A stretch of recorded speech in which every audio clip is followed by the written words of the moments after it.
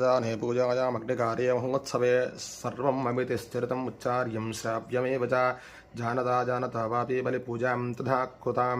प्रतीतिश्चाम्यहं प्रीत्या वह्निहोमं तथा कृतं शरत्काले महापूजा क्रियते यातवार्षिकी तस्यां ममैतन्माहात्म्यं श्रुत्वा भक्तिसमन्वितः सर्वबाधाविनिर्मुक्तो धनधान्यसुतान्वितः मनुष्यो मत्प्रसादेन भविष्यति न संशयः श्रुत्वा ममैतन्माहात्म्यं तथा चोत्पत्तयः शुभाः पराक्रमं च युद्धेषु जायते निर्भयपुमान् रिपवः संक्षयं यान्ति कल्याणं च उपपद्यते नन्दते च कुलं पुंसां माहात्म्यं मम शृण्वतां शान्तिकर्मणि सर्वत्र तथा दुःस्वप्नदर्शने ग्रहपीठा च चोग्रासु माहात्म्यं शृणुयान् मम उपसर्गाः समं यान्ति ग्रहपीडाश्च दारुणाः दुःस्वप्नं च न भेदृष्टं सुस्वप्नवजानते